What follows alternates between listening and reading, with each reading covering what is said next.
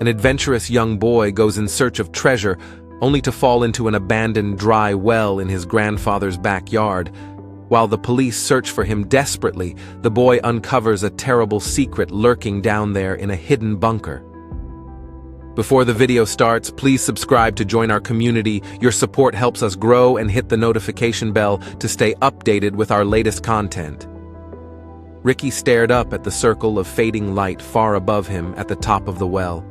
The aching in his ankle was nothing compared to the fear and desperation that gnawed at his insides. He'd been alone and terrified at the bottom of this dark, damp pit for hours as he grappled with the stony walls of the well. Trying to pull himself up, he thought of his grandfather's by-now worried face.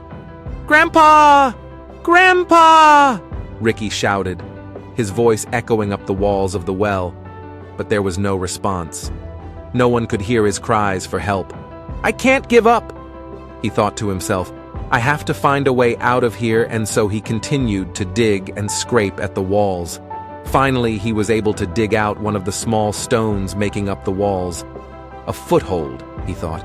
He was determined to climb to safety, in the ramshackle house fronting the plot. Old Tom was growing frantic. It had been hours since he'd seen Ricky playing in the huge, overgrown backyard strewn with car wrecks and other hunks of discarded machinery. Ricky was a very curious and adventurous boy with a vivid imagination. He would play alone as a pirate cowboy or Indiana Jones for hours in Grandpa Tom's backyard. It was a boy's dream playground. The tight-knit community in which they lived had faced its fair share of hardship and poverty, but now something sinister was haunting the quiet, unkempt streets. Someone had been terrorizing the town, kidnapping its children. The faces of the missing kids were pinned on every public space available. In their collective despair, the townspeople, along with the local police force, had raised a substantial reward for anyone who came forward with information leading to the arrest and prosecution of the perpetrator or perpetrators and the return of the children. Hopefully, times had been tough, and Ricky felt a profound responsibility to help his grandfather get by. He had become much obsessed of late, with dreams of discovering a hidden treasure that would deliver this grandfather and him from poverty. It was this, and Ricky's natural curiosity, that had led him to the edge of their property, where beneath the watchful eye of the aging oak trees lay an old dry well. Its surface, worn by time and neglect, had been concealed beneath a makeshift tomb of rotting wooden boards. With each nail, Ricky had managed to pry out with his grandfather's claw hammer. The mystery of the well beckoned him further. His fingers worked diligently at the ancient boards one by one. Ricky had found he couldn't lever out any more nails, and the hole wasn't wide enough to look into. So he'd decided to stamp on the boards and see if he could break his way through. Suddenly, with an awful crack, the boards beneath him had given way, sending Ricky plummeting into the abyss of the well. The twilight hours turned into a disheartening night.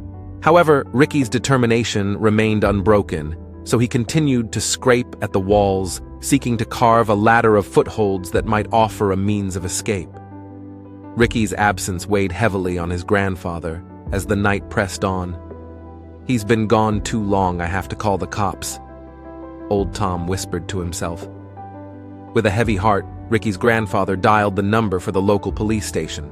The station's fluorescent lights buzzed overhead as Sergeant Malone, a friend of Old Tom's, a friend to all who knew him in the town, and a seasoned officer with a heart, as kind as it was weathered, listened intently to the worried man's words. "Malone," Old Tom croaked, "it's Ricky. He's been gone all night. I fear the worst. Please help me find him." Sergeant Malone's heart sank. Not another one, he thought. "Okay, Tom, we'll do everything we can. I'm coming over myself right now to take all the details from you. We'll launch a manhunt right away. Hang in there, we're on the way." "Thanks, Malone. Get here fast, I'm waiting," came Old Tom's desperate reply. During the long hours of the night, Ricky had managed to dislodge only 2 stones. He had tried to stand and see if he could step from the first hole to the second, but the pain in his ankle was excruciating. However, in the hours of silence and solitude, Ricky's determination remained undiminished. He kept working the third rock out of the wall, and it came away in a cascade of dirt. Ricky reached into the new hole and was surprised when his fingers bumped against a smooth surface. He formed a fist and rapped on it with his knuckles. "Wood!" Ricky said to himself. Frantic with hope, Ricky clawed at the rocks and dirt around the hole, and they began to give way, easily falling at his feet in a pile he was able to stand on and keep clearing away around the wooden board. Soon, he had exposed its outlines. "There's a wooden board in there," Ricky said. "Maybe the only way out is through it." The board was about 3 feet by 3 feet in size and badly rotted by the wet dirt it had been in contact with. Balancing carefully and painfully on his damaged leg and the pile of rocks beneath him, Ricky managed to use his good foot and give the board a solid kick. He felt the board give a little, so he kicked and kicked again, and just as he thought he couldn't stand for one more kick, the board gave way with a crunch and disappeared into the darkness beyond it. Ricky pulled the top half of his body through the hole and leaned into the darkness. He couldn't see a thing, but going on all his other senses, he hauled himself further in. Suddenly his body came out of the hole, and he fell again, but this time it was only about 3 feet, and he was able to break his fall with his hands. "Off!" He exhaled as he landed. "At least I didn't land on my foot again," he told himself. He felt a cold, concrete floor beneath him, and he began to crawl inch by inch along the wall he'd fallen through. He'd gone about 6 feet when his head struck an upright surface. He felt his way up the surface. "Feels like a desk," he said, putting his hands on the tabletop and pulling himself into a standing position. Feeling around the top, he discovered piles of paper that felt like electronic equipment and rectangular plastic blocks. "VHS tapes?" he said quietly. "Where am I? What is this place?" He was suddenly gripped by terror and felt frozen to the spot. "Is there anyone in here?" he whispered hoarsely. Nothing but silence answered him. And then his hand brushed a desk lamp he felt along the cord for the switch and clicking it on. He was blinded by the sudden light. He closed his eyes in shock, waiting for them to adjust. When he opened his eyes, he found he was in a small underground bunker of sorts. There in front of him was the dusty, cluttered desk, and now he could see that the electronics were 2 VHS machines stacked alongside an old TV, while the paper collection he'd felt was a pack of newspaper clippings. He began to discern a sinister pattern as he flipped through the faded articles. The clippings detailed the cases of the missing children in the town, painting a chilling picture of the kidnappers' deeds. Ricky's heart raced as realization dawned upon him. The newspaper clippings linked the bunker to the town's mystery.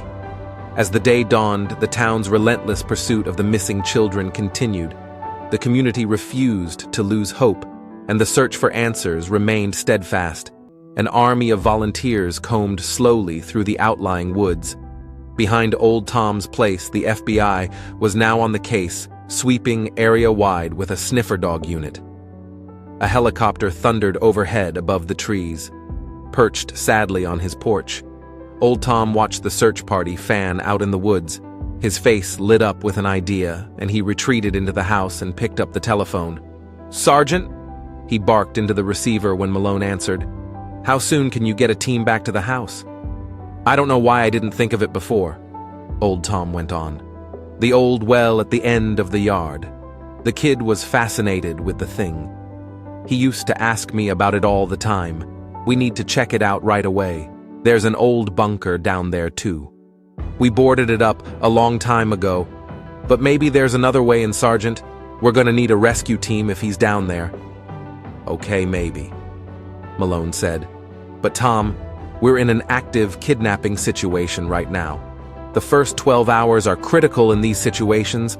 Precedent tells us that if you don't find the victim within the first 12 hours, the chances of finding them at all diminish exponentially."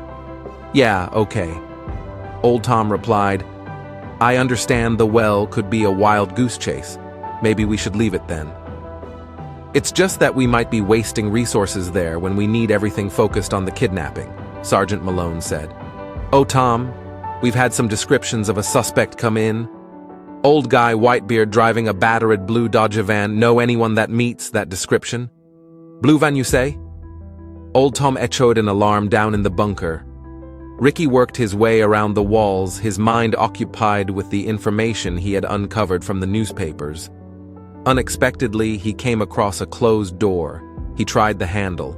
It was locked, and he rattled it hard in frustration, torn between the desperate need to get out of there and a chilling guess as to who just might be on the other side of the door. Then he heard a faint knocking on the door. Were those voices? He thought. The voices were very soft and high. Ricky knocked back on the door gently. "Hello?" He ventured quietly. "Hello, is there someone there?" "Help us, please," came the unmistakable reply. "Help! Let us out! Let us out!" "Who's there?" Ricky asked, certain now that the voices were children's. "It's Simon," came the voice of a young boy about his age, Ricky guessed. "He's locked us in here, it's horrible. Please get us out, please." "Who else is in there?" Ricky asked. "Tina." "The boy." Simon said, "He's making us do stuff, bad stuff. Please get us out." "The door is locked," Ricky said. "Is there a key or something on that side?" "No," Simon replied. "He comes in through the other door here in the basement. He hasn't used this door. The doors are always locked. Can you get us out?" "I don't know," Ricky said. "I'll look for a key, but there's no way back out of here. The well is too deep. I can't climb up it. Just get us out, please," Simon begged. "Hold on, I'll look around," Ricky said. Ricky moved over to the desk and riffled through the drawers. He found a rusty bunch of keys, and returning to the door, he tried them one by one, his hopes fading with each that failed to turn. Then the last one he tried worked. He slung the door open and was shocked by what he saw. In the dingy, damp dungeon of a basement stood Simon, pale, emaciated, his clothes filthy and stained, his eyes darting around like those of a frightened rabbit. Behind him, sitting on a threadbare mattress, sat Tina, in nothing but white cotton underwear. She stared up at Ricky with dull eyes, her long blonde hair bedraggled and the tracks of tears apparent on her dirty cheeks.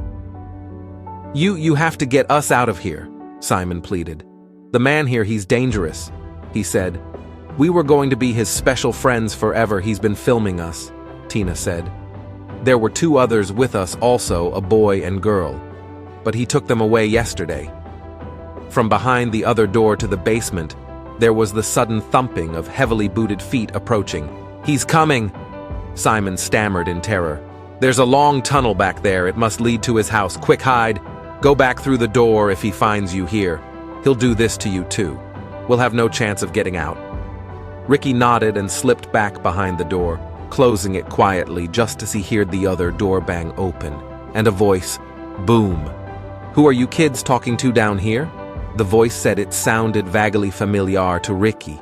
"No one, sir," Simon said meekly. "We were just talking to ourselves." "Yourselves? What the hell are you talking to yourselves like crazy people? Shut up and get some sleep. I'm coming back down in an hour and we gonna have some more fun," the voice snarled. "Please, sir," Simon begged. "We don't want to do this anymore. Just let us go." "I'll let you go when I'm good and ready," the voice said. "Or maybe I won't," it added evilly. "Oh yeah, while I'm down here, might as well get a new tape." Ricky could hear footsteps clumping towards the door in front of him. There was no time to get back through the hole he'd made to get in. He panicked and froze in fear. "I'm done for," he thought. He heard the rattling of keys, and then one clanking into the door lock and clattering as it turned. But then came a blood-curdling scream and the loud crash of a body bashing against the door. "What the hell?" the man's voice yelled. "What do you think you're doing running into me like that? Get off me, girl! Get off me!" Ricky could hear bumps against the door as two bodies struggled against each other. "Get off!" yelled the man again, and then he screamed in pain. There came the sound of a hand hitting a head, a thump as a body fell to the floor, and then silence. "Bit me, you bitch!" the evil voice yelled. "You're gonna pay for this as soon as I bandage this up. Just you wait!" Ricky heard the outer door slam closed again, and he knew they didn't have much time. He limped quickly back through the door. back into the basement, his ankle throbbing in pain, but his body buoyed by adrenaline. Simon was trying to help Tina up. She was groggy from the blow she'd received. "We'll get back up through the well," Ricky said. Simon nodded. "Help Tina," he said. Ricky moved over and took one of Tina's arms around his shoulders while Simon took the other. They lifted her and shuffled through the door Ricky had unlocked. "Hold on," Ricky said. When they were in the bunker, he took the bunch of keys he'd found and locked the door behind them. Old Tom was on the line to Sergeant Malone. "My neighbor Ted drives a blue Dodge van. It's sitting in his driveway right now as we speak." "You sure?" Malone asked. "Sure as day," Old Tom confirmed. "And what's more, the guy has a white beard."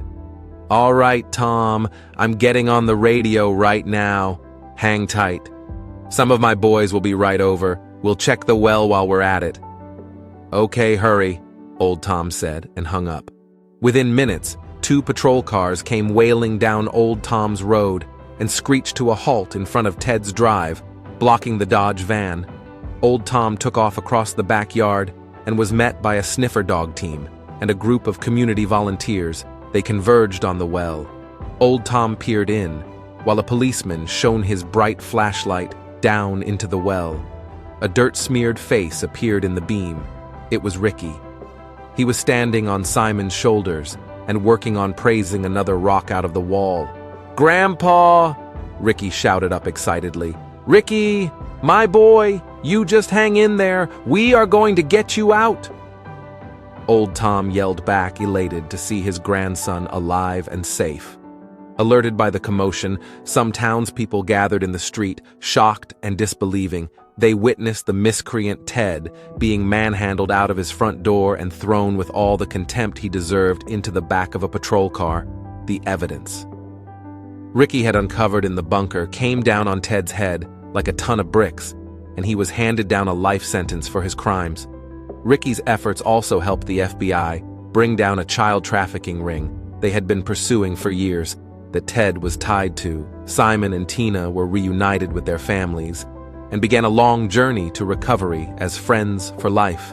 The reward money, once the light at the end of a long, dark tunnel, was presented to Ricky, the hero who had risked everything to save others.